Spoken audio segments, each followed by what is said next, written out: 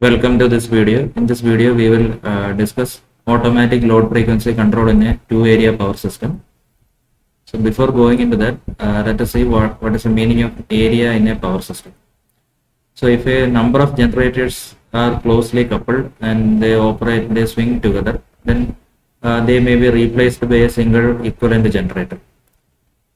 Okay, so suppose in a geographical area, there are interconnected parallelly operating generators which are swinging together, which are synchronized to each other. Then that closely coupled generators can be replaced by a single equivalent generator, and their turbine governor mechanism can also be replaced by a single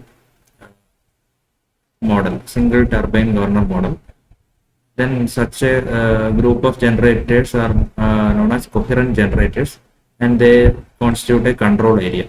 Okay, so here in this problem there are two such control areas, area 1 and area 2, and they are interconnected by means of a long transmission line. So that is known as tie line.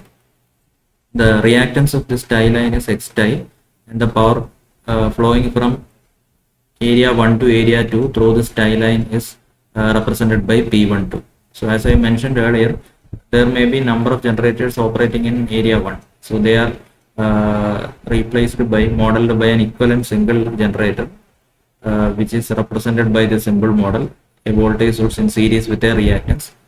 Then in area 2, there may be number of generators operating in parallel. They are replaced by an equivalent single generator with the EMF E2, angle delta 2, and reactance X2.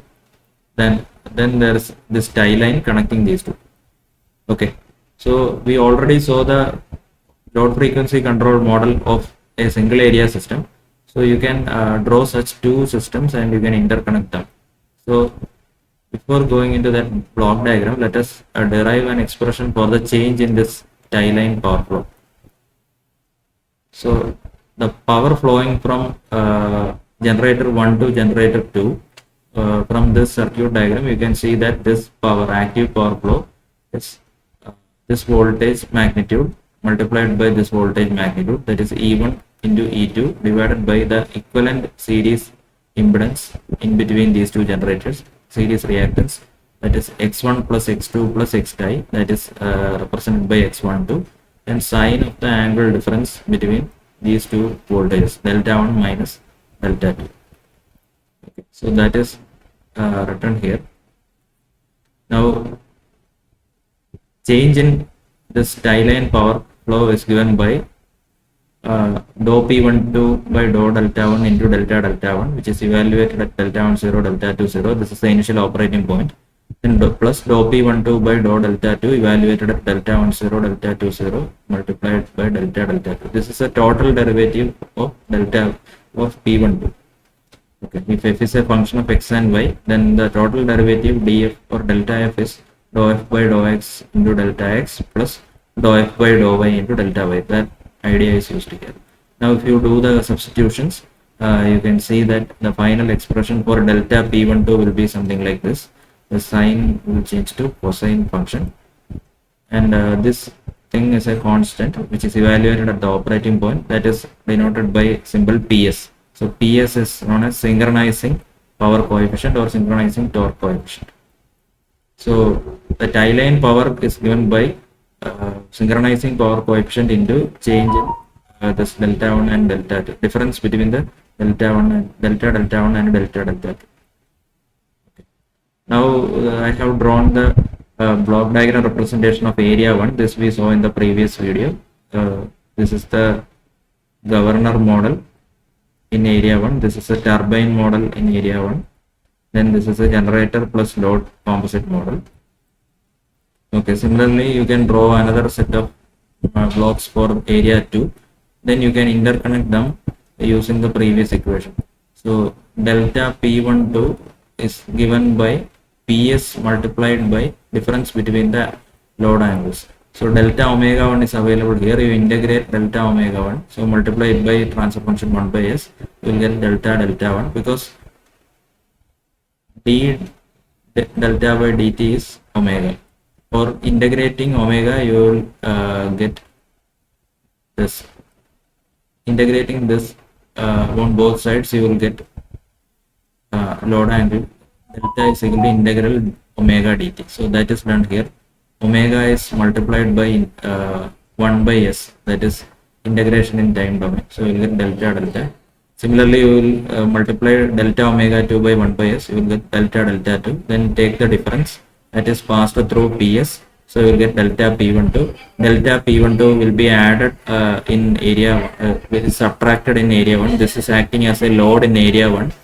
Then delta p12 is acting as a okay, there is a difference here. Delta p12 will be acting as a load here, and it will be acting as a generation here. Since it is power is flowing from area 1 to area 2, at area 1 this tie line power is acting as a load, so there will be negative sign here.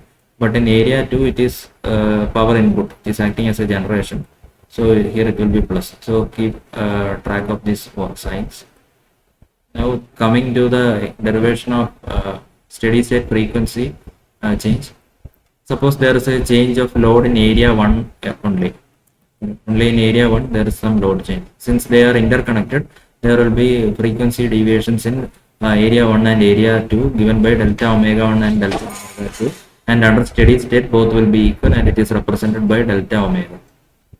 And when there is load change, generation should change to meet the load demand. So generation change in area 1 given by delta pg1, it will be equal to the change in load in frequency independent loads delta pl1 plus change in the tie line power flow, because area 1 is giving out the tie line power, so delta p12 plus change in loads due to the frequency dependent loads.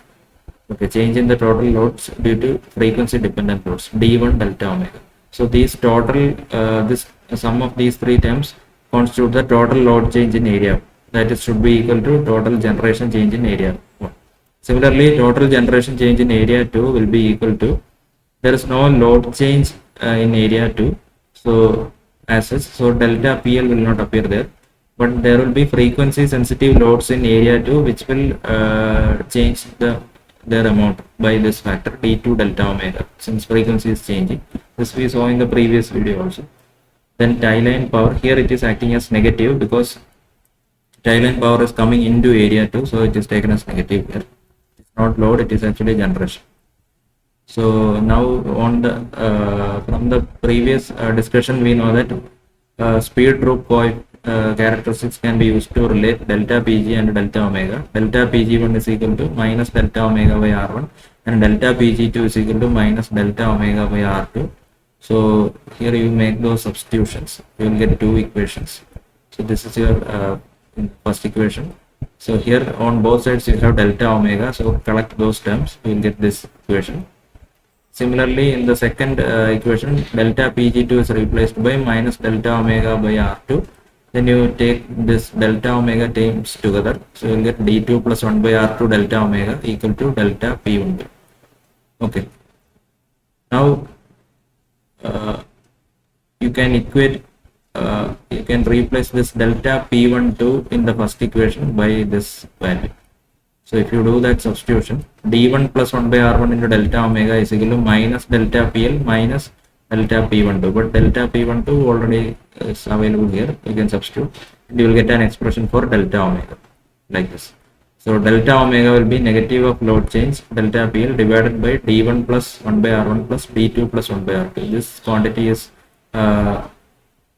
beta 1, this quantity we termed in the previous video as beta 2, so we can write it like that, delta pl negative of delta pl by beta 1 plus beta 2.